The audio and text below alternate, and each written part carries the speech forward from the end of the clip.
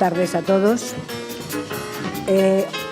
Estoy encantada de estar aquí con todos ustedes y sobre todo pues, que haya tantísima gente que le interesa Madrid y que le interesa Carlos III, porque es de lo que vamos a hablar esta tarde. Hoy me voy a presentar yo sola. La persona que me tenía que venir a presentar, don Feliciano Barrios, ha tenido un pequeño problema a última hora y no puede venir, nos acaba de avisar ahora mismo.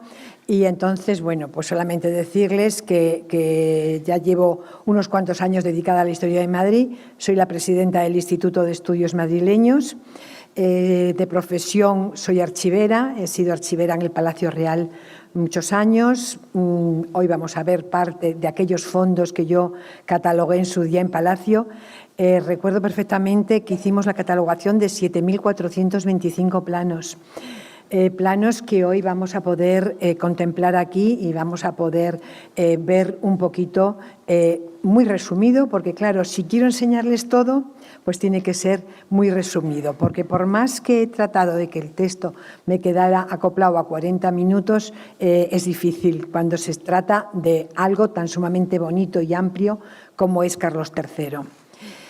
Durante muchos años he estado también en el Ayuntamiento de Madrid, he llevado en gerencia de urbanismo las memorias históricas de los edificios más relevantes y he sido la historiadora de la Presidencia de Gobierno español porque hice mi tesis doctoral sobre el Real Sitio de la Florida y la Moncloa, y eso llevó a que el presidente Aznar quisiera en su día hacer un libro institucional de la presidencia de gobierno, que no tenían en presidencia ningún libro institucional, y entonces hicimos, con mi trabajo de la tesis de 5 años, casi 6 de tesis doctoral, hicimos el libro institucional de la presidencia de gobierno.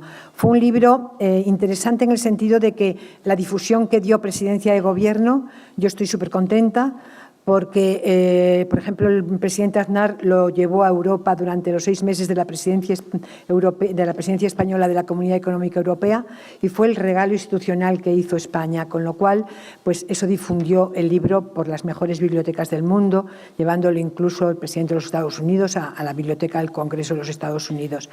Así que es uno de los trabajos de los que me siento más orgullosa. Orgullosa me siento, aunque sean pequeñitos y aunque sean grandes, de todo lo que hemos ido haciendo. Pero me siento también muy feliz de haber hecho el Museo de la Catedral de la Almudena. Es un pequeño museo que el cardenal Rouco me pidió que si podía ayudarles a hacer aquel museo. Fue un trabajo total y absolutamente altruista, no fue nada muy historiado, pero estuve a lo tonto 3 años montando ese pequeño museo. Hicimos un museo didáctico donde las piezas que poníamos no las poníamos en valor por el valor de la pieza en sí misma, que la Catedral de la Almudena no tiene grandísimas piezas, sino que las pusimos como un valor didáctico. ¿Para qué se utilizan estos ornamentos litúrgicos? Entonces hicimos una nave con los 7 sacramentos y así los niños podían ir desde los colegios y se les enseñaba pues, qué es un cáliz, qué es una patena, qué es una custodia, o cómo se reviste un sacerdote, o qué es el ordenamiento sacerdotal, o qué se utiliza en el bautismo, en la confirmación, en la Eucaristía, en fin. Se les enseñó y tuvo un valor didáctico que se gustó bastante incluso en Roma, porque el Papa Benedicto me concedió la medalla Pro Ecclesiam Pontífice por este trabajo en favor de difundir en la Iglesia una serie de cosas. Y esto es un poquito, y bueno, como una de las cosas importantes que he hecho, he sido la directora del Proyecto Olímpico de Madrid 2012. Tuve que vender durante 5 años la imagen de Madrid para conseguir ser olímpicos y ya han visto que lo he hecho fatal porque no lo conseguimos. Pero bueno, casi lo conseguimos. Pero la verdad que yo estuve nada más que como directora del 2012, 2016 y 2020 ya no estuve, pero Madrid se lo merece y se lo sigue mereciendo. En aquel momento también se lo merecía, pero no nos tocó. Y nada más. Vamos a empezar con Carlos III, si les parece oportuno a todos ustedes. No sé si desde arriba me oyen igual de bien que me oyen los de abajo, porque están un poquito más lejos y espero que me oigan igual de bien. Bueno, con el reinado de Carlos III, Madrid se convirtió en un crisol realmente de la Ilustración, en el punto de contacto entre la aportación de los círculos locales y el reformismo oficial. Pese a que la labor de muchos de estos ilustrados asentados en la capital pues, se desarrolla en estrecha vinculación con medios gubernamentales. En todo momento, pues nuestros ilustrados estaban muy ligados a la monarquía, muy ligados a los distintos gobiernos. Vamos a partir de una base y les voy a contar una cosa muy rápida que tiene mucha polémica. Carlos III está considerado el gran alcalde de Madrid, el rey por excelencia. Pues, ¿qué quieren que les diga? Yo lo estudio con todo el cariño de este mundo, adoro todo lo que se ha hecho durante el reinado de Carlos III, pero de ahí a considerar un gran rey, el rey Carlos III, me van a perdonar, pero no puedo porque como archivera de Palacio estuve investigando los viajes y jornadas del rey y uno de los años, por ejemplo, estaba 250 días de caza. Pues si estás 250 días de caza, dudo mucho que puedas estar al mismo tiempo dirigiendo un país. Pero pues la historia es muy caprichosa y se lo recordaré en otros momentos, porque hay momentos en que la historia de repente quiere llevar a una persona por un camino o por otro, y yo siempre termino en Fernando VII, y los que me conocen saben que me dicen ¡qué horror Fernando VII! Sí, pero tenemos el Museo del Prado gracias a Fernando VII. Sí, pero tenemos cantidad de cosas en Madrid gracias a Fernando VII. Entonces, todos los reyes o todos los gobernantes de todas las tendencias y de todos los colores hacen cosas buenas, hacen cosas malas y hacen cosas regulares. Y entonces, bueno, pues Carlos III venía con un bagaje ya a sus espaldas importante, pero 250 y tantos días de caza, ¿qué quieren que les diga? Bueno, algunas instituciones sirven de puente, como es el caso pues, de la Sociedad Económica Madrilense de Amigos del País, que impulsaba a todos los ilustrados que estaban en ese momento en Madrid. Campomanes, Jovellanos, todos los grandes ilustrados tenían muchísima relación con la Sociedad Española, la Sociedad Madrilense de Amigos del Arte. Es una sociedad que hizo una labor impresionante durante un montón de años, y hubo otro sitio en Madrid también muy interesante, que era el Real Seminario de Nobles. Ahora bien, al margen de las instituciones oficiales o semioficiales, también surgieron una serie de vínculos, de círculos desvinculados del poder, que son reuniones culturales de carácter informal al principio, en casa de diferentes miembros que tuvieron un reconocimiento incluso oficial, como es, por ejemplo, el Marqués de Villena, que allí en su casa fue donde se configuró la Real Academia de la Lengua. Un marco importante lo tenía también Julián Hermosilla, que fue uno de los que convertirá en la Academia de la Historia ese pequeño núcleo que empezaron teniendo en las reuniones de su casa. Son muchos los ilustrados que tenían alguna competencia en la ciudad de Madrid. Tenemos a Nicolás Fernández de Moratín, a José Cadalso, a Iriarte, Samaniego, Gómez Ortega. Gómez Ortega, por ejemplo, fue uno de los primeros directores del Jardín Botánico. A mí me encanta, por ejemplo, un personaje, Juan Bautista Muñoz, que fue el fundador del Archivo de Indias. En fin, ahora que comento el Archivo de Indias, una labor que hizo Fernando VII impresionante fue llevar el Archivo de Simancas, o sea, el Archivo Austria todo a Simancas y el Archivo Borbón todo en el Archivo de Madrid. Y allí, gracias a que el rey Fernando VII se preocupó de que se hicieran unos armarios maravillosos, que lo teníamos, y miro a mis compañeras de Palacio, que lo teníamos, estábamos en nuestros despachos en ellos con armarios de caoba maravillosos, se conserva la documentación para que en la caoba no proliferan los distintos bichos que comen los papeles. Y entonces cada día a las 12 bajaba para ver cómo iban las obras del archivo. Y dentro del archivo, en el reinado de Fernando VII, nos encontramos también que tenemos una serie de documentación de memoriales dirigidos al rey de la gente que le pedía cosas. cosas variadas, que tengo una hija enferma y la tengo que llevar a un médico y no tengo dinero, que la tengo que casar y no le puedo dar dote, que mi marido está en Traslamarca. Traslamarca eran los que mandaban Traslamarca hispánica porque habían hecho alguna barrabasada. Y entonces todas esas cosas el rey las miraba detenidamente y en el margen del papel de su puño y letra escribía lo que le parecía todo eso y cómo podían ayudar a esa gente. Se preocupaba de sus súbditos, que luego tuvo unas cosas tremendas, hizo unas cosas tremendas, pero que todos hay que mirar muy detenidamente toda una vida, todo lo largo que es una vida de alguno de los reyes que hubo en España. Bueno, aquí tenemos a Carlos III y a su esposa, Mariana de Sajonia. Este cuadro está hecho cuando eran reyes de las dos Sicilias. Es una obra realizada por Giuseppe Bonito, pero que llegó a España y hoy en día lo podemos conservar en el Museo del Prado.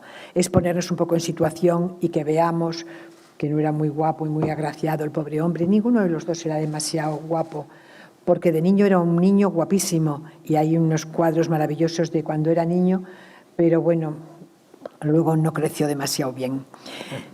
Se hizo la entrada pública en Madrid.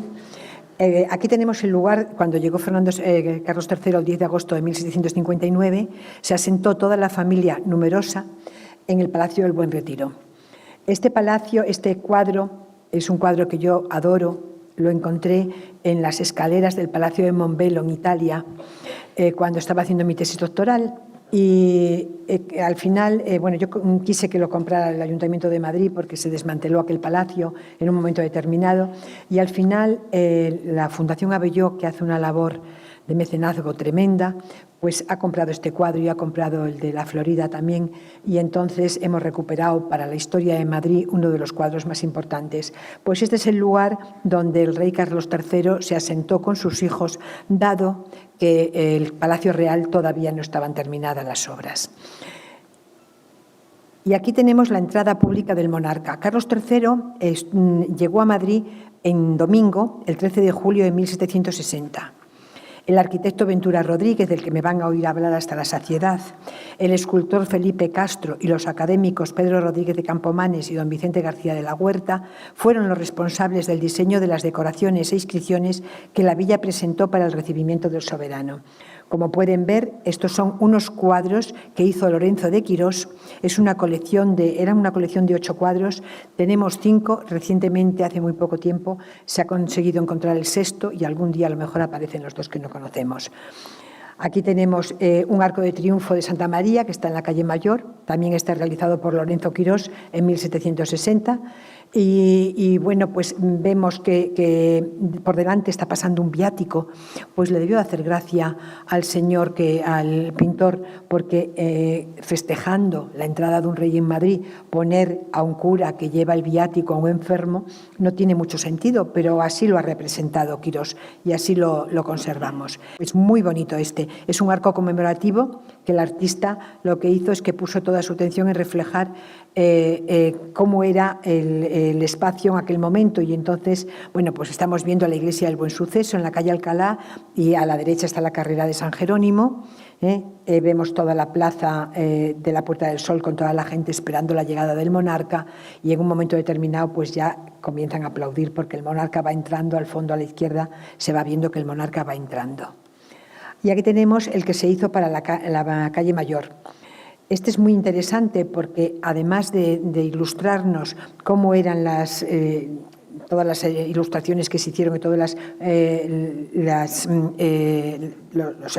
las esculturas que se pusieron en los balcones, en las calles, en todas partes, pues también podemos ver, por ejemplo, que a la derecha, al fondo a la derecha, tenemos la iglesia del Salvador, iglesia que no se conserva nada, pero que podemos ver un poco aquí, que tenía una gran torre y que en su día no la hemos conocido.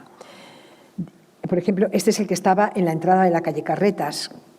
Es una maravilla ver cómo todo Madrid se engalanó, todo Madrid se puso a recibir al rey. Esto lo hacían cada vez que entraba un rey o una reina en Madrid. Unas veces entraban por una zona, otras veces entraban por otra, pero siempre se engalanaban las ciudades y siempre se hacía un gasto enorme de estas arquitecturas fingidas que luego no servían para nada y se eran destruidas. Pero por lo menos ha habido unos pintores, como ha sido el caso de este pintor que fue haciendo esta colección de cuadros que se conservaban en la Real Academia de Bellas Artes de San Fernando, pero con muy buen criterio la Real Academia los ha cedido al Museo de Historia de Madrid, de la calle Fuencarral, y entonces pues, es un sitio donde los madrileños van asiduamente y pueden ver esta colección. Y este es el que acaba de aparecer. Una vez más, tenemos que agradecer a la colección Abelló que se ha hecho con este cuadro. Este cuadro es el ornato de la Puerta de Guadalajara. Este cuadro la Comunidad de Madrid lo ha declarado bien de interés cultural. La obra, así es la forma de que nunca pueda salir de España. No quiero decir con esto que lo vaya a sacar la colección Abelló, porque con lo que le cuesta hacerse con las piezas, pues estará encantado de tenerlo aquí. Pero otras muchas piezas, como cuadros que se han encontrado en otros sitios y en otros museos del mundo, pues han salido de nuestro país. Y entonces en este momento ya es un bien de interés cultural que no podemos dejar de tenerlo aquí. Y llegamos a mi querido Palacio Real. Voy a hacerlo muy resumido porque no tenemos mucho tiempo para todo lo que les quiero enseñar. Me encantaría pararme muy detenidamente en todos y cada una de las piezas y las obras que vamos a ver. Pero vamos a ver rápidamente un poco qué es lo que se hizo en el siglo XVIII en el Palacio Real. Como todos saben, en 1734, en la Nochebuena de 1734, el Palacio Real ardió y fue destruido total y absolutamente el Alcázar de Madrid. Cuando se hubo sofocado el incendio, Felipe V pues se comenzó a plantear cómo había que reconstruirlo. Entonces se le ocurrió traer a un gran arquitecto a España. Trajo nada más ni nada menos que a Filipo Yubarra. En su día yo hice mi tesina de licenciatura sobre el arquitecto Yubarra. Es uno de mis arquitectos preferidos. Hoy les podría poner infinidad de detalles y cosas y podríamos estar toda la hora hablando de Yubarra, porque tuve que sacar en su día para hacer una exposición en los salones Génova de Palacio toda la documentación que existe en el archivo de Palacio de un solo año que estuvo este arquitecto en Madrid, porque al año de llegar aquí llegó en el 35 y en el 36 murió, con lo cual le dio un tiempo a muy poquita cosa. Pero hizo este alzado. Realmente este alzado es un alzado que tenemos que... lo hizo él, pero nos ha llegado a través de una copia de Marcelo Fontón, porque realmente fueron perdiéndose las copias, los planos originales de Filipo Yubarra. Y bueno, como pueden ver en la parte superior, tenía un montón de esculturas. Así es como quería Filipo Yubarra que fuera el Palacio Real. Y así comenzó a hacerse. Aquí tenemos alzados de la sección longitudinal y transversal del palacio. Fíjense las dimensiones. ¿Cómo puede ser posible estas dimensiones? Porque Filipo Yubarra no estaba diseñando el palacio para hacerlo en la calle Bailén. Lo estaba diseñando para hacerlo en la calle Princesa, más o menos, en los Altos de San Bernardino. Y entonces podía hacer un palacio muy a lo largo. Era un palacio totalmente diferente.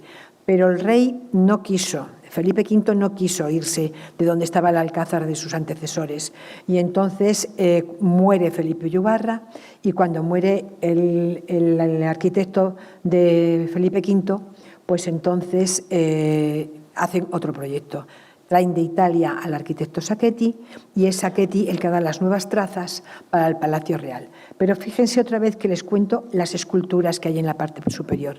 Esas esculturas no van a estar posteriormente. Comienzan estando en el primer tramo del palacio que hace Sacchetti, pero luego, ahora les cuento con la intervención de Sacchetti qué es lo que pasó. Pero estas esculturas, hubo una maqueta, una maravillosa maqueta, debía de ser espectacular porque yo saqué toda la documentación para la tesina de la maqueta y resulta que la maqueta estaba coronada por unas esculturas de bronce que había hecho el hermano de Yubarra en Roma. Yo fui a Turín a montar una exposición sobre Yubarra en el Palacio Madama de Turín y en el Palacio Real de Turín también hicimos. Y entonces vi otras maquetas hechas por él y todas tenían coronación de esculturas de bronce. Y he encontrado una colección de esculturas en el Palacio Real que todavía ayer en las nuevas colecciones que hay ahora, que les recomiendo a todos que vayan a verlo, el nuevo Museo de las Colecciones Reales, que es espectacular.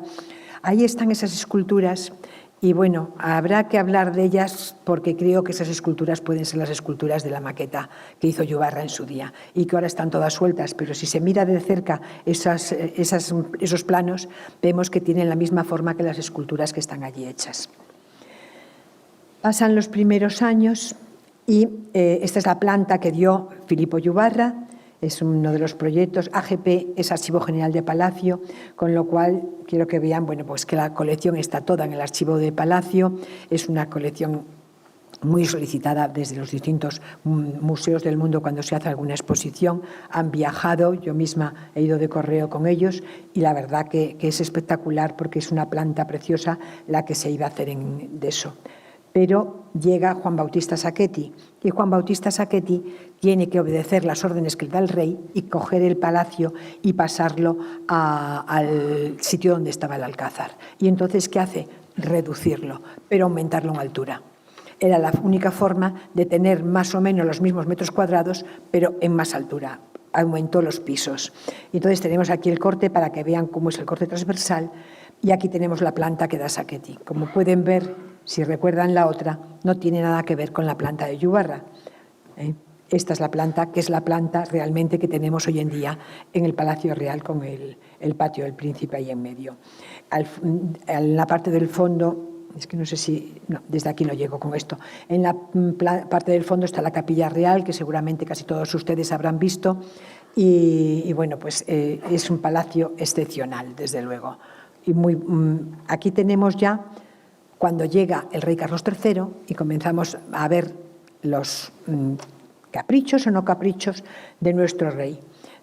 Carlos III no comulga mucho con las ideas de Sacchetti, tampoco le gusta demasiado Ventura Rodríguez, que también estaba trabajando en Palacio, y entonces él adoraba a Sabatini. Y entonces le llama a Italia y le hace venir inmediatamente para Madrid, porque él ya había trabajado en Nápoles con Sabatini y le había gustado. Y entonces, bueno, pues si tenía un arquitecto de cabecera, por decirlo de alguna forma, quería que estuviera con él aquí. Y entonces este es el proyecto que empieza haciendo Sabatini para el Palacio Real. Hace una ampliación de uno de los brazos de palacio. El rey Carlos III quiere que se aumenten el número de habitaciones en palacio, quiere que era una familia muy numerosa, necesita más espacio, coge algunas de las salas que estaban muy grandes de espacio y las divide por la mitad para que cada uno de sus hijos pueda tener sus dependencias, incluso las de la reina las divide por la mitad. Y aquí tienen el palacio. Si ustedes no han subido a ver el museíto de la catedral, ese pequeñito que les he dicho que he montado en el año 2007, les recomiendo encarecidamente que una tarde que haga sol y que se ponga el sol, vayan a disfrutar de la puesta de sol más bonita que hay en Madrid. Desde la galería del Museo de la Catedral de la Almudena, que es desde donde estoy haciendo yo esta foto, el sol se pone en la fachada del Palacio Real. Comienza poniéndose primero de color rojo intenso, luego pasa a amarillo y termina de color gris, como está esta foto, que es la última que hice. En una ocasión vinieron los de Informe Semanal a tenían que hacerme una entrevista y tenía que hablar de los cielos velazqueños y tal, y subimos a la cúpula de la catedral. Y cuando bajamos le dije al técnico de Informe Semanal, espérate un ratito que te voy a enseñar una cosa. Se puso como loco a grabarlo. Dice, llevo 25 años grabando cosas de Informe Semanal. Dice, esto no lo había visto nunca y es espectacular. Es una cosa que los madrileños deben de ver porque es maravilloso. Y pasamos a hablarles de algo que nos salimos de Palacio, pero no nos salimos mucho de Palacio, simplemente nos vamos a la Cuesta de San Vicente. Saben que la Cuesta de San Vicente está en el eje meridional de Palacio. Tendría que hablarles pues, de todo lo que construye Sabatini en torno a Palacio, que construye las caballerizas, que construye una serie de edificios en torno a Palacio y que no nos va a dar tiempo a todo. Pero vamos a ver lo máximo que podamos de cuáles son las transformaciones que sufre la ciudad de Madrid. Carlos III encarga a Sabatini que transforme el Camino del Pardo. tenía mucho interés en ampliar la Cuesta de San Vicente. Había esta puerta en la Cuesta de San Vicente. Es una puerta que ya había sido encargada por el marqués de Vadillo a Pero de Rivera, y estaba la entrada de la izquierda, comunicaba con los jardines de Palacio, y era por donde entraban y salían los reyes desde Palacio. Sobre todo el rey Carlos III al principio lo usa mucho porque iba mucho a cazar al pardo y a la casa de campo. Y es muy Pedro de Rivera, es totalmente barroca, es muy espectacular, pero de muy mala calidad, tuvo un final que se abría por todas partes, se destrozaba por todas partes, y la verdad que no duró demasiado tiempo. Pero estos son los planos que hizo Sabatini para transformar todo el entorno del Palacio Real. Todos estos planos están también en el archivo de Palacio. Aquí podemos ver perfectamente el plano de la izquierda, es el plano que hace el 16 de abril de 1767, y en el segundo es el que hace ya el 3 de junio del 67, con las primeras transformaciones. Indudablemente es una transformación del entorno de Palacio muy singular. La parte que ven ahí más verde en medio son los jardines de Palacio. Al rey Carlos III no le interesan los jardines de Palacio. A él le gustaba la naturaleza del campo. Le gustaba ir por los jardines, por el Pardo, por los montes del Pardo. Por ejemplo, construyó un palacio en La Moraleja, un maravilloso palacio, que además, pásmense, fue destruido en 1973 para hacer el club de golf de La Moraleja. Y entonces nos quedamos pasmados. El palacio sale en la película Viridiana. Un palacio se puede ver perfectamente porque se ve todo el palacio en pie. En la guerra civil se llevaban allí a los niños que se quedaban huérfanos y los cuidaban allí en ese palacio, en un entorno maravilloso. Pero son las cosas que pasan. A lo largo de los años, pues unas veces se van destruyendo obras de arte maravillosas. Aquí hemos perdido en la Castellana palacios maravillosos. Y entonces pues es una tristeza, pero al rey le interesa el camino que va a la izquierda. Como pueden ver, hay un camino a la izquierda, es el camino del Pardo. Entonces pide que se haga una ampliación de ese camino y pide que se haga una nueva puerta. Es la puerta que hará Sabatini. Aquí tienen la puerta de Sabatini, es un proyecto realizado en 1770, tiene el alzado de la puerta, es una puerta muy al estilo Sabatini. Todos conocemos la puerta de Alcalá mucho más que esta, porque esta sufrió la piqueta. Aunque nos parezca increíble, llegó un momento en que decidieron derribarla. Y entonces yo no he entendido nunca muy bien por qué derribaron la puerta de San Vicente, pero en el siglo XX se derribó esta puerta. Aquí tenemos este proyecto. Este proyecto es para la puerta y es el proyecto original, porque este que están viendo aquí, ven que no tiene unas piñas que hay a los lados. En los dos lados debería tener unas piñas encima de las armas del rey, que son los dos motivos que tiene a los lados. Debería haber unas piñas. En este no está, pero sin embargo, en este proyecto, que nada menos que está en Viena, pues sí tenemos las piñas, no se ve muy bien desde aquí, pero tenemos las piñas en los dos laterales. Piñas que ahora aquí también se ven perfectamente las piñas, que esto es un dibujo de la puerta de San Vicente ya una vez terminada. Miren cómo era el entorno, era un entorno muy agreste de Madrid. Y aquí tenemos pues esta foto de Lauren, donde podemos ver perfectamente las dos piñas en los laterales, las armas en la parte superior, y son las armas del rey, se supone que son las armas del rey. Y aquí tenemos esta puerta. Para mí ha sido una novedad porque la acabo de encontrar, no la había visto hasta ahora, me parece que es preciosa, es una puerta que yo no la he visto publicada todavía en ningún sitio y que se la he querido traer hoy y bueno, pues que la veamos todos juntos, ¿no? Porque es un poquito ver una parte de Madrid que desconocíamos. Esta es la puerta que tenemos ahora y esta es la desgracia. Fue reconstruida en 1994. Utilizaron los planos que les he enseñado ahora para reconstruirla, pero la colocaron al revés. Imagínense, esta es la parte, tenía que haber estado girada, pero pues no fue bien asesorada la persona que lo tuvo que hacer y ha colocado la puerta del revés, porque si se dan cuenta, aquí tienen la otra, estaba colocada hacia la gente que venía de fuera, que viera dónde entraba. Y esta, sin embargo, es la gente que sale la que tiene la puerta con las cartelas arriba.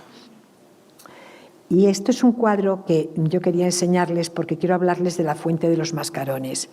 La Fuente de los Mascarones está diseñada también por Francisco Sabatini y está realizada por el escultor Francisco Gutiérrez. Francisco Gutiérrez hizo la puerta de Cibeles, de Neptuno, de Apolo. Es uno de los grandes escultores en piedra en Madrid.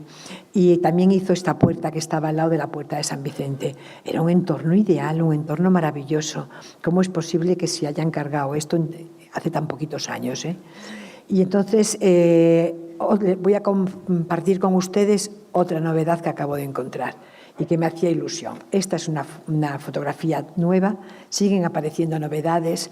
Es una fotografía que nunca se había publicado tampoco, pero fíjense qué bien se ve la puerta. Yo estaba emocionada cuando la encontré, porque había visto el cuadro desde siempre, pero no había visto la Fuente de los Mascarones ahí en primera fila, con las conchas, con el niño en la parte superior.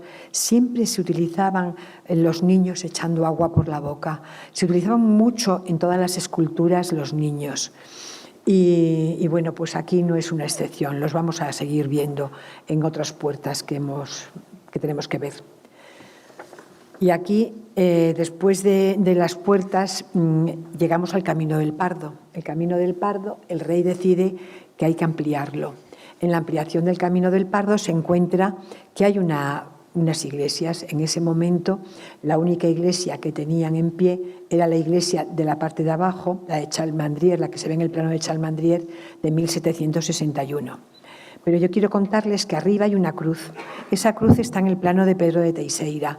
Es una pequeñísima, un chamizo, que tenía una virgen dentro del chamizo, que era una virgen, alguien le llamaba la Virgen de Gracia, realmente es más conocida como Nuestra Señora de Gracia.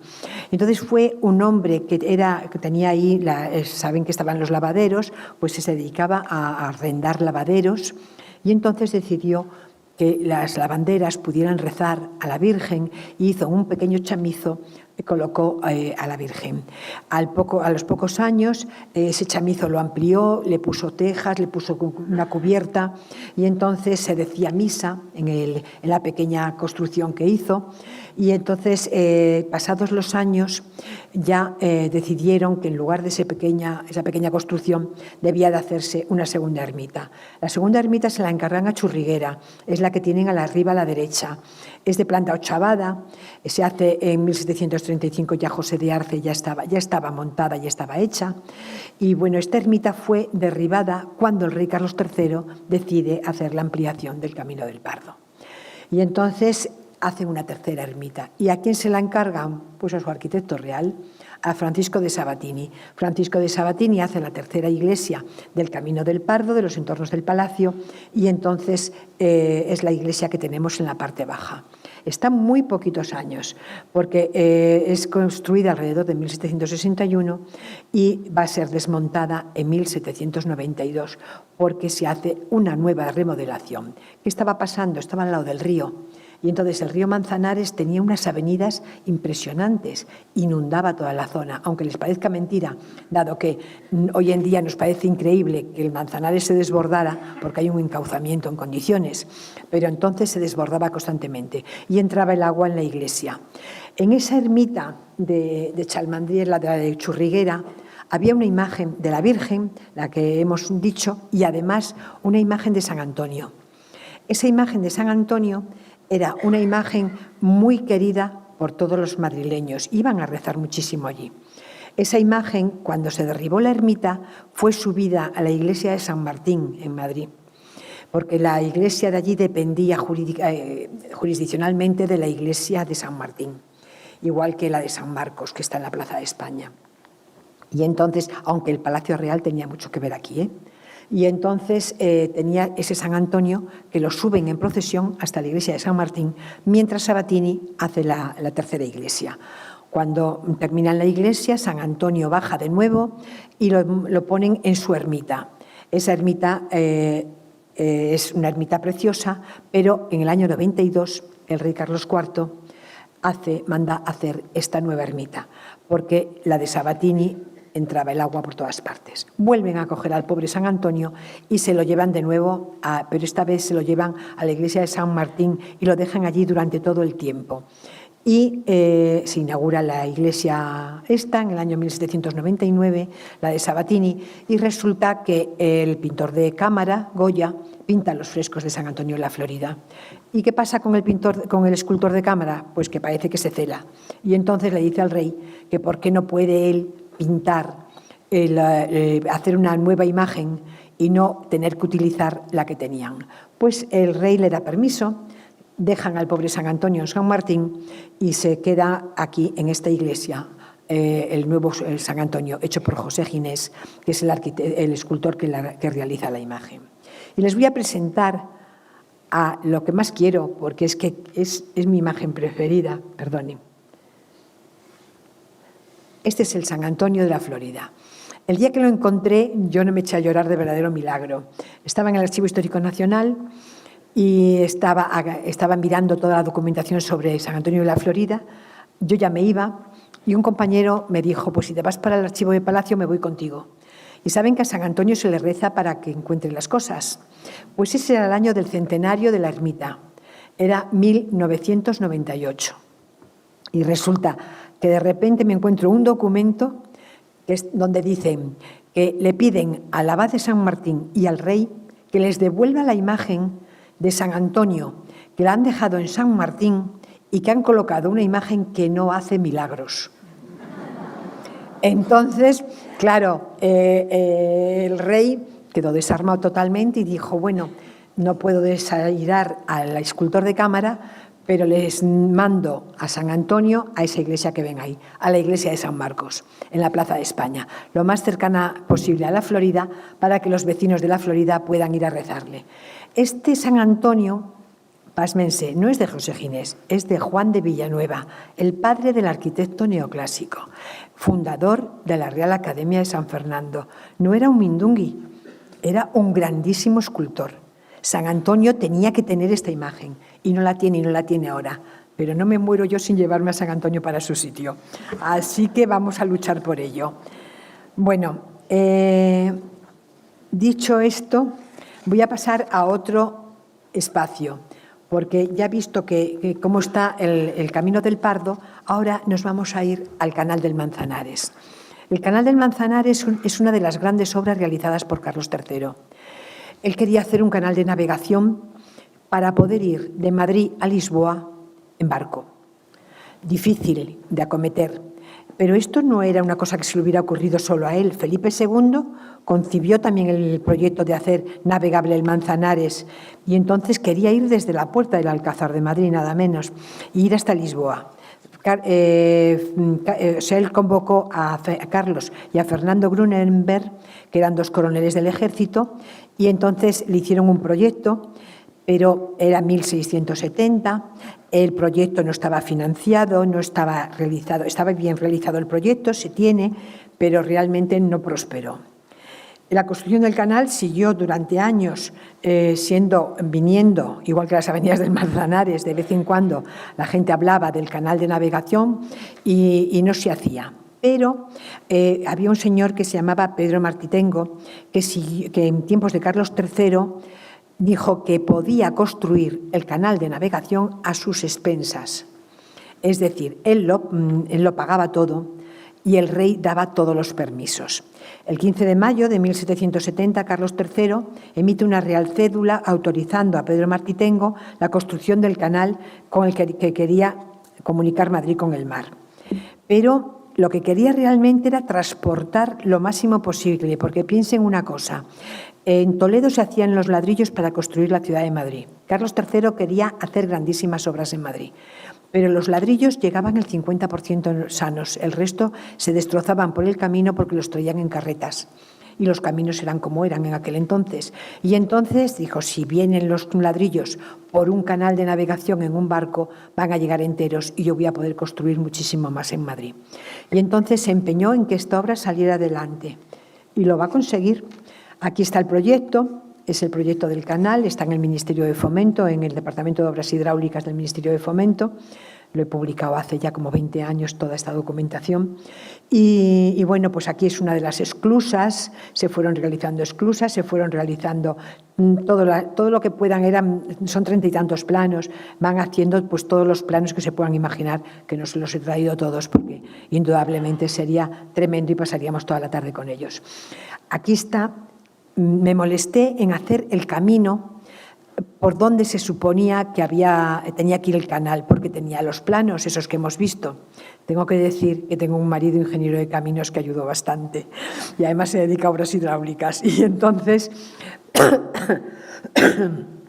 vino conmigo, nos pateamos todo esto y fuimos encontrando esclusa por esclusa de todo el camino. Y bueno, pues, a ver, ahí está. Encontramos trozos que todavía había canal con agua, se está utilizando para riego de las tierras más cercanas. Ven que la foto de la derecha tiene la forma como una pequeña vaguada del canal. Y hasta aquí hemos llegado hasta la 10ª esclusa, que está en Vaciamadrid. Hasta ahí llegó el canal.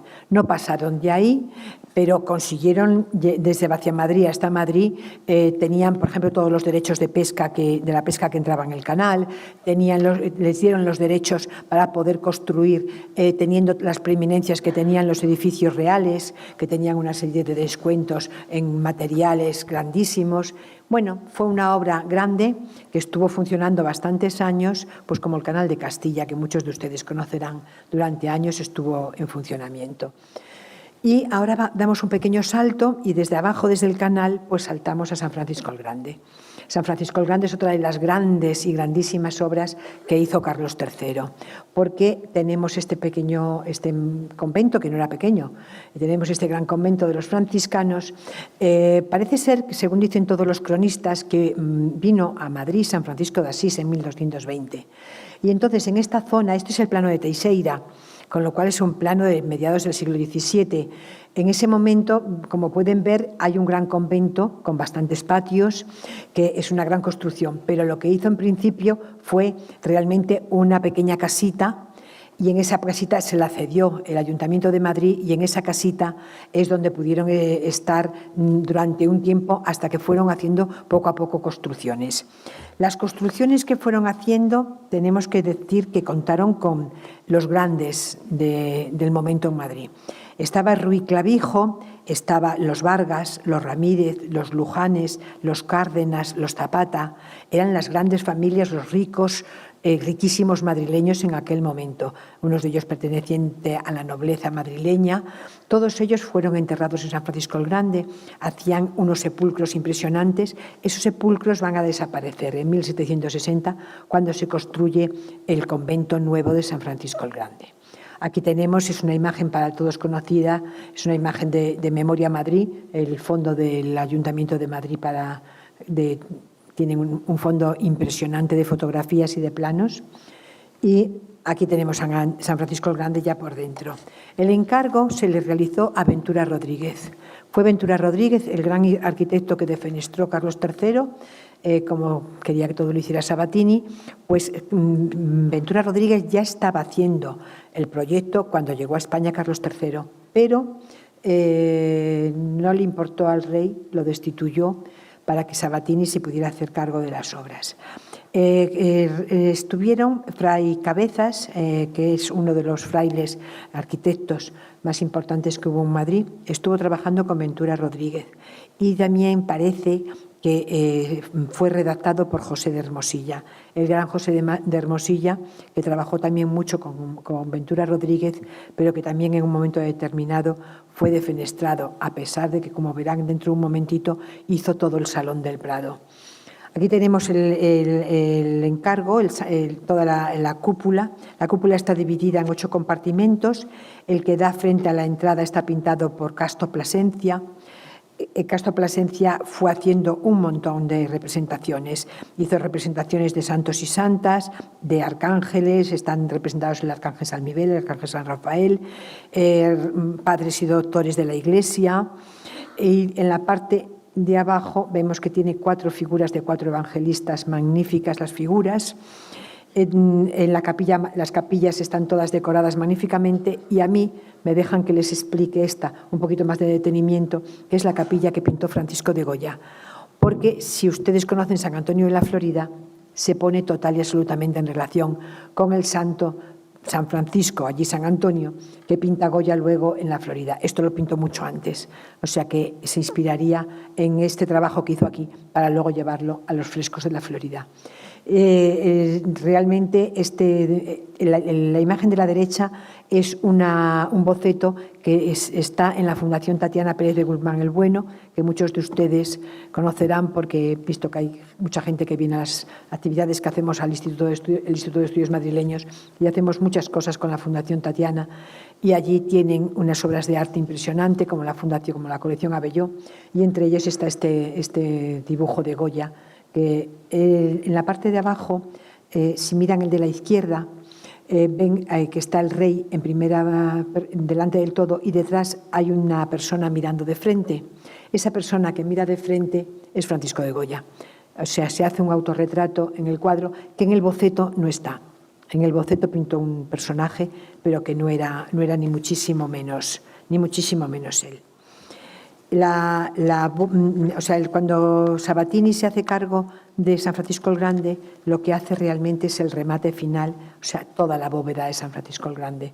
Y termina la iglesia, que realmente es una iglesia magnífica. La sillería que tiene es la sillería de Santa María del Parral de Segovia. Y yo cuando conocí San Francisco el Grande, era cuando estaba de directora del Proyecto Olímpico de Madrid, y me quedé pasmada cuando entré y vi que San Francisco el Grande estaba lleno de andamios. Llevaba 27 años lleno de andamios. Yo recuerdo que había entrado 3 o 4 veces cuando estaba en la facultad, pero no veía nunca a San Francisco el Grande en condiciones. Y entonces me lo tomé como una cosa muy personal y dije, bueno, como había que hacer una olimpiada cultural, ¿cómo vamos a hacer una olimpiada cultural en Madrid si tenemos una de las mejores obras, por no decir la mejor, en estas condiciones? Entonces hablé con el Ministerio de Asuntos Exteriores, que como saben San Francisco el Grande pertenece al Ministerio de Asuntos Exteriores, y entonces les dije que cómo es que no se sacaban los andamios. Y me dicen que había una partida presupuestaria que pagaba Iberdrola y que podían levantar los andamios, pero que todavía no se habían reunido. Pues mi labor fue sentar a todo el mundo, ponernos a trabajar. El padre Martín me decía siempre, ¿y yo cómo te pago esto? Digo, rezando mucho por mi padre. Entonces conseguimos levantar todos los andamios. Recuerdo que fue el momento que se casaba la hija de José María Aznar y estuvo Ana Botella viendo San Francisco el Grande con su hija. Dijo, quiero que se case aquí, pero luego por seguridad, el servicio de seguridad, dijo, mejor que se vayan al Escorial, que podemos mantener una seguridad que aquí no se puede mantener. Pero la iglesia que les gustaba era esta. No tenía apenas bancos y tuvieron que hacer los bancos porque los andamios habían hecho que destruyeran los bancos y no se tenían en ese momento los bancos. Bueno, de aquí damos un saltito y nos vamos hasta la Puerta del Sol. En la Puerta del Sol tenemos la Casa de Correos, que como ven, otra vez encontramos a Ventura Rodríguez enfrentado a Sabatini. Ventura Rodríguez, el pobre, había hecho el proyecto para hacer la Puerta del Sol y tenía ya la planta un poco definida. Hizo 2 propuestas, que las tenemos las 2 aquí, que están las 2 en el Museo de Historia de la calle Fuencarral, si lo quieren ver, está allí toda la documentación. Y bueno, pues fue el 22 de agosto de 1756, antes de llegar, por supuesto, Carlos III, cuando se comienza a hacer este proyecto. Pero después llegó Ventura Rodríguez, hizo esta planta. A mí me encanta la planta de Ventura Rodríguez, me parece preciosa y me parece muy oportuna y hubiera dado como muchísima más amplitud, porque si conocen la Casa de Correos, ahora, pues ayer mismo que la presidenta estaba haciendo allí el acto, hay una división en medio, como vemos que fue el proyecto de Market, y entonces la gente coge justita y una serie de invitados se quedan de pie en la sala de detrás porque no cogen todos para ver un acto en la sala de delante. Si hubiera sido el patio grande, cogería todo el mundo en el patio grande y sería como mucho más vistoso y más operativo. Pero claro, era la Casa de Correos y entonces decidieron compartimentar el espacio para hacerlo. En uno estaban las caballerizas y en otro el despacho de cartas. Como saben, pues tenían que llegar las caballerizas con las cartas que había en el momento en que se hizo esta obra. Otra obra que vemos por fuera en este momento, que ya saben que en su momento cambió el destino de este edificio en el siglo XIX, en el siglo XX volvió a cambiar realmente y bueno, pues fue la Dirección General de Seguridad, en fin, tuvo distintos destinos. Y como todos sabemos, una de las cosas más importantes es el reloj de aquí, de la Puerta del Sol. Ese es un reloj importante que suenan los 4 toques con 2 campanadas y a continuación suenan las campanadas, como vemos todos los fines de año, porque el que más y el que menos se toman las uvas con el reloj de la Puerta del Sol. Y otro proyecto de Carlos III importantísimo es lo que es la Real Casa de la Aduana. Nos metemos en la calle Alcalá, entonces nos encontramos con la Real Casa de la Aduana, que es ya un proyecto completo de Francisco Sabatini en 1769. Realmente es majestuosa, es fantástica, sigue siendo muy práctica, porque en ella es ahora la sede del Ministerio de Hacienda, y sigue siendo práctico y útil. Allí está el archivo también del Ministerio de Hacienda. Yo voy de vez en cuando porque tiene unos fondos muy ricos y súper interesantes. En la Guerra Civil se guardó aquí todos los bienes incautados a los madrileños. Bueno, aquí en San Francisco el Grande fueron 2 lugares donde se incautaron. Hace muchos años catalogué la documentación que se llama Caja General de Reparaciones en el Archivo Histórico Nacional y es la documentación de la zona republicana de la Guerra Civil, interesantísima, pero durísima, porque pueblo por pueblo de España está quien denuncia a quién en cada pueblo, en cada ciudad, en cada casa, el del primero, el del segundo, el del tercero. O sea, sigue siendo dura a pesar de los años que han pasado, pero ahí está la documentación y está a disposición del público. Salimos del ministerio, lo vemos por fuera, y salimos del ministerio y nos acercamos, porque yo quería que vieran esta obra que a mí me gusta muchísimo, que es el Hospital General de Madrid. El Hospital General de Madrid tuvo una vida muy singular, fue durante un tiempo hospital, pero hubo un momento en que dejó de ser hospital para convertirse en Facultad de Medicina, en Conservatorio de Música, en Museo Reina Sofía, en fin, tuvo una serie de vicisitudes y se ha ido cambiando el hospital, pero realmente es un hospital que estuvo funcionando, su destino fue ese. Esta planta que vemos aquí no llegó a hacerse, la planta de Sabatini, se cambió muchísimo y se realizó luego la planta muy recortada con muchísimo menos patios de lo que podemos ver aquí. Y damos un salto porque ahora tenemos que detenernos un poquito, que creo que es una de las grandes obras que hizo Carlos III en Madrid, la Puerta de Alcalá. No podemos dejar de pensar todos en mírala, la Puerta de Alcalá. Y aquí tenemos el proyecto que está para la Puerta de Alcalá, hecho por Ventura Rodríguez. Ventura Rodríguez hizo 5 propuestas. Hubo un concurso público, invitaron a que participara Ventura Rodríguez. Y aquí tenemos los planos que hizo para esto. Ese es el de la izquierda, es el primer proyecto. El segundo es el de la derecha. Y son 3 los arquitectos que van a concursar: Ventura Rodríguez, Sabatini y Hermosilla. Hermosilla solo hizo un proyecto, no lo conservamos y no tenemos ni idea cómo pudo ser. Pero este se presentó al rey el 16 de mayo. El 18 de mayo el rey ya estaba dando el veredicto. O sea, 48 horas para decir cuál era el arquitecto. Tenía que leerse todos los proyectos, tenía que leerse todas las propuestas. Yo dudo bastante que le diera tiempo a las personas que estaban viéndolo para leerse todo eso. Pero, bueno, pues así ha sido. Tenemos, aquí están todo lo que tiene Ventura Rodríguez. Esto está todo en el Museo de Historia de Madrid. Se conservan todos, pero no llegó a hacerse ninguna de las propuestas de Ventura Rodríguez, porque como no podía ser de otra forma, eligiendo fue Carlos III, se hizo el proyecto de Carlos III. Este proyecto se conserva en la Real Academia de Bellas Artes de San Fernando, pero no es el original. Este es otro de las propuestas hechas por Sabatini, que también está en la Academia, y esta es la tercera propuesta hecha por Sabatini. Esta es la que más se parece al original, pero tampoco es el original. El original lo tienen aquí, el de la izquierda.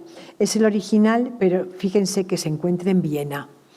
O sea, hay cosas que partieron de España, pasan en el Archivo Vaticano, hay cantidad de documentación que aparece en los archivos de los sitios más insospechados. Hay el famoso álbum de París, el álbum de París, que son estos dos que tienen a la derecha, también del proyecto Sabatini, están en un álbum que llaman el álbum de París en la Biblioteca Nacional de París. ¿Cómo llegan todas estas cosas? Pues porque Sabatini lo manda para darse a conocer en distintas ciudades europeas. Y entonces ahora se conservan, lo tienen como oro en paño, pero cuando en España necesitamos algo, pues hay que ir a verlo al Archivo de París, a la Biblioteca de París, o como a mí me pasó hace años, que tuve que ir al Archivo Ambrosiano de Milán para estudiar un palacio de Madrid. ¿Por qué? Porque la gente se lleva las cosas de un sitio para otro y no piensan que realmente el Palacio de la Florida, que era lo que yo buscaba, no es lógico que esté en el Archivo Ambrosiano de Milán. Tenía que estar en los archivos madrileños. Bueno, pues aquí tienen todos los proyectos y aquí tienen mírala, la Puerta de Alcalá. Pues la Puerta de Alcalá, la documentación más antigua que tenemos es del año 69, pero las obras terminaron en el año 78. O sea, inaugurada no está hasta el año 1978. Aquí la vamos a ver, tenemos la parte que mira a Madrid y la parte que mira a las Cibeles, para que nos sea más fácil de entender. Aquí tenemos el escudo de armas de la Fama y un genio que está representado por un niño. La Fama debería llevar una trompeta en la mano, pero no sabemos, creemos que es en la Guerra de la Independencia cuando se destruye. Hay historiadores que dicen que fue en la Guerra Civil. No, en la Guerra Civil la Puerta de Alcalá no fue asediada porque estaba en una zona en la que no había bombardeos. Aunque se tapó como la Cibeles con sacos de tierra y luego se cubrió toda ella con ladrillos, no sufrió nada. Sin embargo, en la Guerra de la Independencia, como lo que atacaron fue el Buen Retiro, pues entonces los ingleses, Wellington, que siempre dicen los franceses destruyeron la fábrica de loza del Buen Retiro. Mentira gorda, la destruyeron los ingleses. Y yo creo que por intereses creados porque hacíamos una porcelana demasiado buena. Y las porcelanas inglesas siempre decían que estaba por encima de la porcelana española, ¿no? Y luego a la derecha tenemos que todos vemos cuando vamos de frente, vemos que la parte de fuera de Madrid pues es donde nos ponen el año de 1778. Hay dos torsos con las armas del rey, aquí y aquí tenemos el gran cuerno que rebosan riquezas, frutas, flores, es el símbolo de la abundancia y de la prosperidad. Es un elemento muy ornamental en cantidad de puertas y en cantidad de iglesias y en cantidad de palacios, porque realmente es un elemento ornamental que viene desde la época romana y que lo vemos como abundancia, significa que desean a los habitantes del palacio, del donde sea, y en este momento pues deseaban que Madrid, el que entraba en Madrid, prosperara y tuviera una abundancia y riquezas. Luego están los cuatro, la justicia, la templanza, la fortaleza y la prudencia, que realmente va dirigido al rey. Se supone que es lo que deseamos que tenga el rey, las cuatro virtudes. Y entonces hay cuatro niños que están, el primer niño de arriba a la izquierda tendría que tener una balanza en la mano, balanza que ha perdido. La fortaleza tiene la lanza y el escudo, símbolo de la fortaleza. La templanza tiene que tener un estribo en la mano y la prudencia es un espejo, lo que suele llevar, y está mirándose al espejo el niño. Y ahora bajamos de la Puerta de Alcalá. Y cuando bajamos de la Puerta de Alcalá nos encontramos con el Salón del Prado.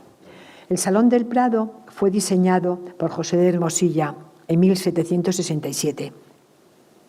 Este es un proyecto riquísimo porque nos va diciendo qué es lo que hay a lo largo de todo el Salón del Prado. Si lo miran despacio, pues tenemos en las inscripciones de la parte superior, empezando desde la izquierda del plano, tenemos Recoletos, la casa del conde Doñate, el Pósito. El Pósito estaba haciendo esquina con la calle Alcalá, o sea, con la calle que sube, ahí teníamos el Pósito.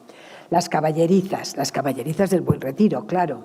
La puerta que va a los jardines del Buen Retiro, la puerta del Ángel, la puerta de San Jerónimo, que iba al monasterio de San Jerónimo, huertas, Puerta de Atocha. Y luego en la parte inferior volvemos a empezar Puerta de Recoletos, Convento de las Salesas, Casa del Conde de Baños, San Pascual. San Pascual existe hoy en día, es una pequeña iglesia que la gente pasa por delante y no se suele fijar mucho en ella. Está en el Paseo de Recoletos y es muy bonita, vale la pena entrar y verla porque ya estaba hecha en el siglo XVIII, es del comienzos del XVIII. Las huertas de Jesús Nazareno, el Hospital General, que les acabo de enseñar ahora, que se ve a la derecha del todo. Lo último que se ve en la derecha de todo del plano, así pintado de rosita, es el Hospital General, que es donde está el Reina Sofía hoy en día. Este es el proyecto de José de Hermosilla. Diseñó con la idea de que poder hacer luego una serie de obras a lo largo de todo el proyecto. Pero no va a ser así.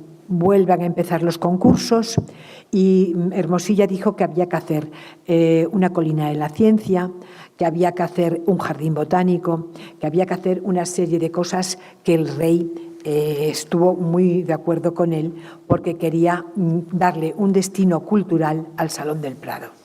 Entonces, ese destino cultural que quería darle, pues fue el siguiente. Este es el Jardín Botánico, esta es la entrada que hace Sabatini al Jardín Botánico. Además de eso, tenemos en el Archivo de Palacio, el día que catalogué este plano fue uno de los días que mejor me lo pude pasar, porque está precioso, porque cuando se acerca uno mucho en detalle va viendo las plantitas que están plantadas. Y es que yo había estudiado para mi tesis el Jardín Botánico de Migascalientes, que está en la ribera del Manzanares, en la zona de la Florida.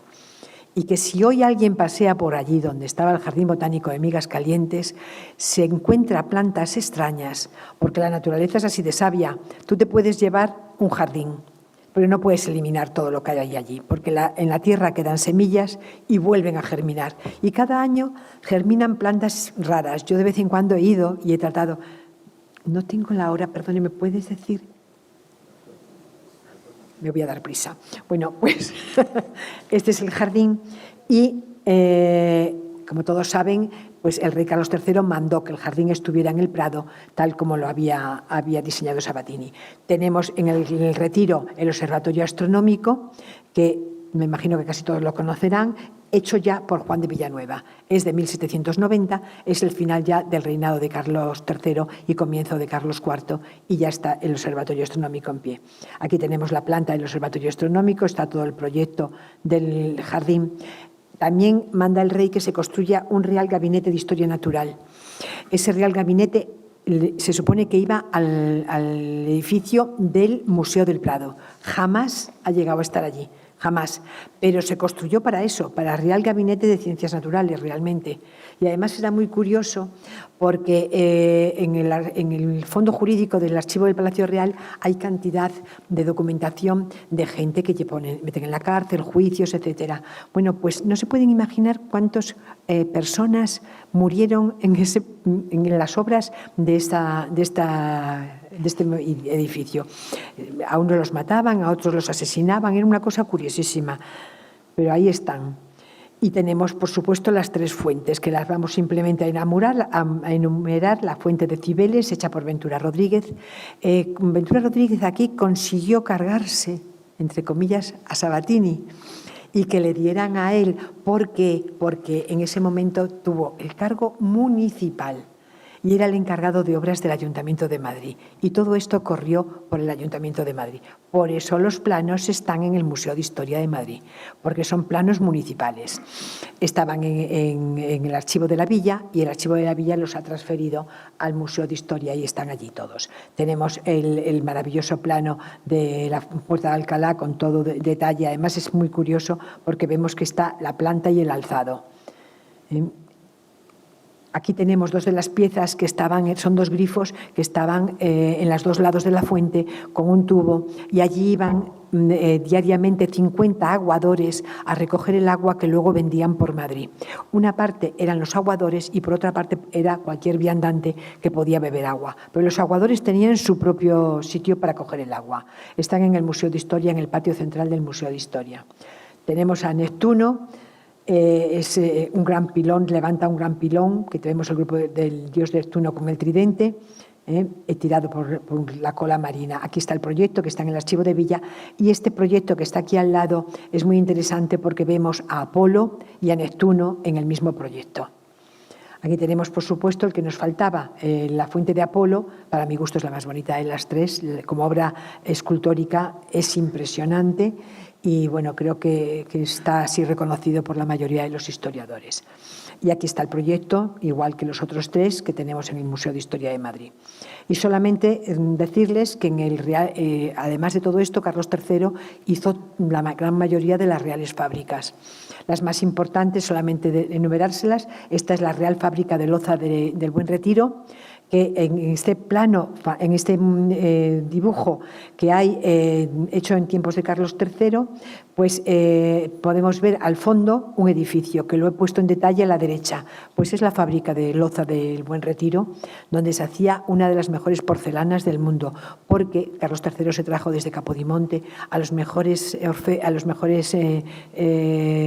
maestros de obra para que pudieran hacerlo. Trajo a todos y además está la relación en el archivo de Palacio de todas las personas que vinieron acompañándole, con nombres y con sueldos que le puso. Estas son piezas de las más importantes que están en el Palacio Real. Una está en el Ayuntamiento y otra en el Palacio, y que he querido ponerle las dos saletas, la del Palacio Real de Aranjuez y la del Palacio Real de Madrid, hechas en la fábrica de porcelana. Y esta luego pasará a la Moncloa y será la fábrica de loza de la Moncloa, que eso será un cantar para otro día. Y luego tenemos otra real fábrica, las Platerías Martínez, donde se hizo toda la orfebrería, y tenemos también, que no les hablo ya de ella, la de tapices y la de relojes y la de papel, todas las reales fábricas que se construyeron todas en este momento. Y bueno, pues queda mucho por decir de Carlos III, pero a grandes rasgos creo que hemos dicho lo que había en Madrid, cómo era el Madrid de la época de Carlos III. Si quieren ahora hacer alguna pregunta.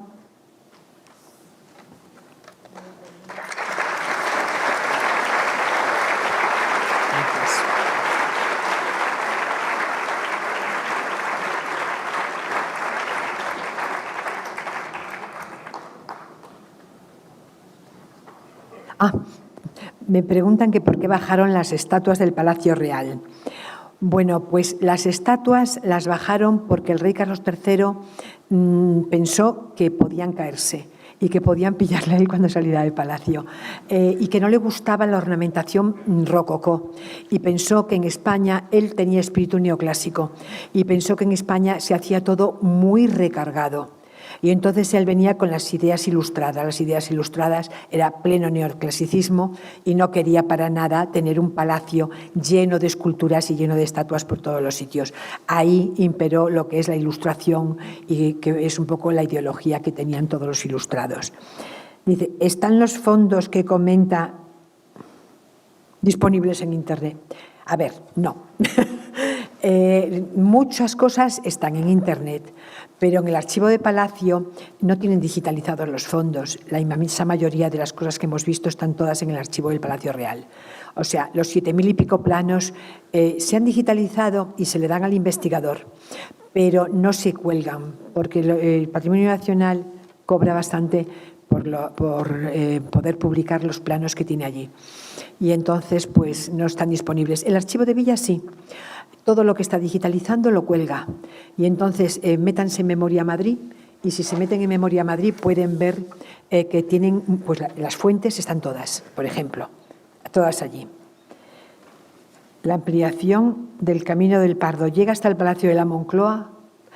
Pues vamos a ver, el Palacio de la Moncloa indudablemente pertenecía al Real Sitio de la Florida.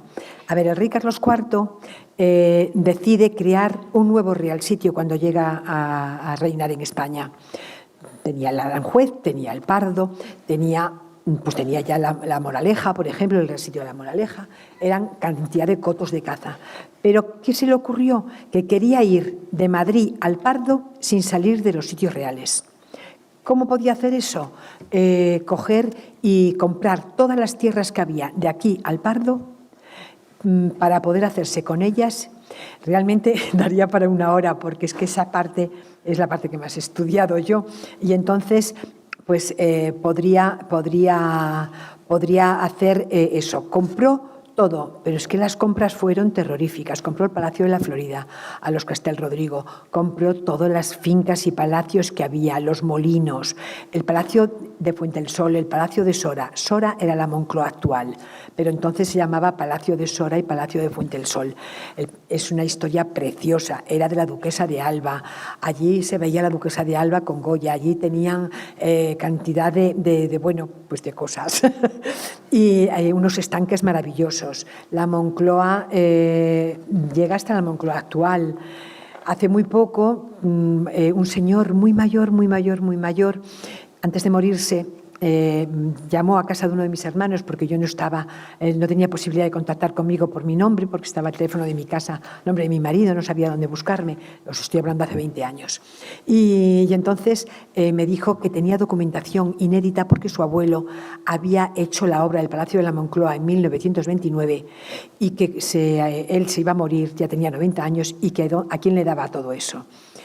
Pues lo voy a publicar ahora porque es de una gran riqueza, porque tiene que salir una nueva edición del libro del Palacio de la Moncloa, pero estoy esperando a ver las elecciones, porque en función de quién salga, pues habrá que hacer el libro con unas personas o con otras, ¿no? Y es interesantísimo porque nos cuenta la historia de España, cómo fue bombardeada, cómo se vivió la guerra civil allí, cómo fue destruido, cómo se construyó un nuevo palacio después de la guerra, cómo llegaron allí los presidentes de gobierno, cómo han vivido todos los presidentes de gobierno ahí. He entrevistado a todos los presidentes de gobierno y a sus familias. Cada uno ha dado su parecer sobre qué significado vivir en la Moncloa, cómo se han encontrado viviendo en ese palacio. En fin, el rey Carlos IV consiguió lo que quería, comprar todas las tierras que había desde Madrid hasta el Pardo. Lo que pasa que tenía detrás a Godoy, que como saben era muy singular, y vamos a dejarlo ahí. Y entonces Godoy se hizo con el Palacio de Sora, el Fuentesol, que era el que estaba al lado de la Moncloa, y luego se lo vendió al rey. Y a cambio de ese palacio pidió el Palacio de la Flamenca en Aranjuez y la finca de la Flamenca, la finca más productiva del patrimonio nacional. Eso es otra historia, como dicen en televisión, pero muy, muy, muy interesante. Bueno, ¿les ha gustado la Florida? ¿Dónde estaba el Palacio de la Florida? En la estación del norte. Ahí lo derribaron entero y verdadero, pero para construir la Florida era preciso, para construir la estación era preciso, pero ahí estaba todo el Palacio de la Florida. Y era un palacio riquísimo donde tenías Velázquez, Tizianos, Van Dyck. Yo he publicado todos los inventarios de todos los Castel Rodrigo, el primer marqués de Castel Rodrigo, el segundo, el tercero.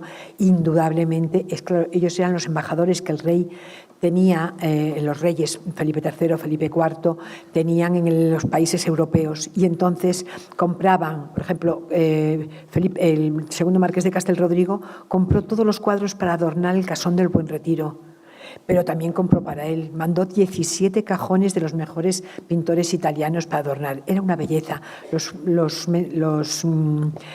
Personas que fueron escribiendo sobre qué significaba hacer una visita a ese palacio cuentan verdaderas maravillas de cómo era el palacio.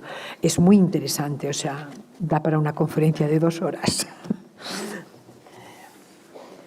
¿Qué pudo haberse reconstruido? ¿Pudo haberse reconstruido el Alcázar? A lo mejor pudo, pero no se quiso. Nunca. Por ahí hay quien dijo que sí había sido un incendio intencionado. Al rey Felipe V, cuando llegó de Francia, se quedó pasmado al ver lo que era el Alcázar de Madrid. Venía de los grandes palacios franceses y dijo que esto no le gustaba absolutamente nada y que no iba a vivir ahí. Se fue para el Buen Retiro porque no quería estar en el palacio. No les voy a profundizar más, pero puedo asegurarles que no había intención de que se pudiera recuperar. ¿Por qué no ha citado a Florida Blanca? Bueno, me encanta, efectivamente, o sea, habría para hablar de Florida Blanca y de todo lo que significó, pero es que vamos a ver lo que es Madrid. en tiempos de Carlos III.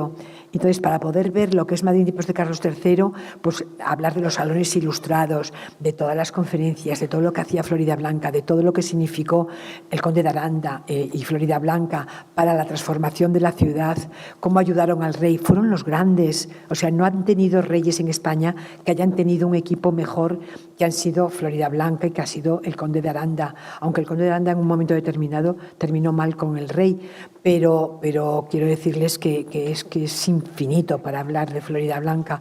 Me encanta, me apasiona la figura de Floridablanca. Es más, hicimos en un momento, digo hicimos porque está una compañera de Palacio ahí, hubo que catalogar en Palacio todos los expedientes personales de todo el personal de Palacio, con un grupo de 20 y tantas personas que los dirigíamos nosotros y tal.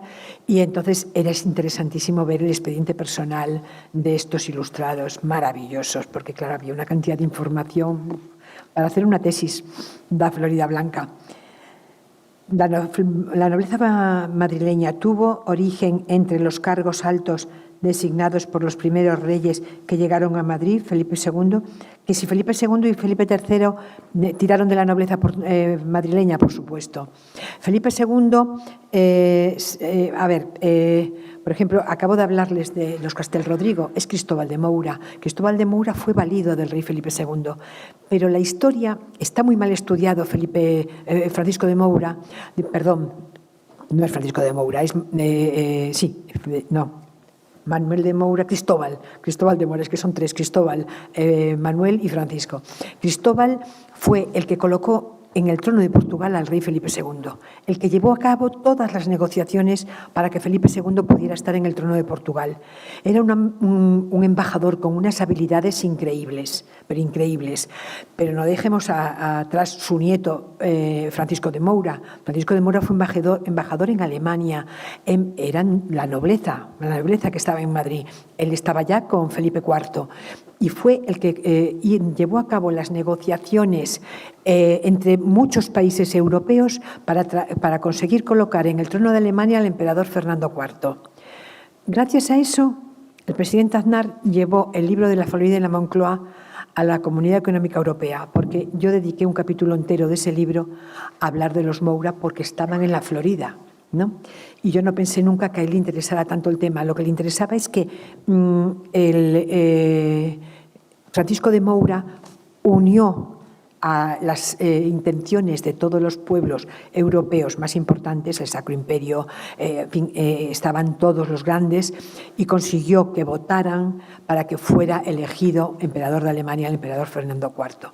Entonces todo eran negociaciones, todo.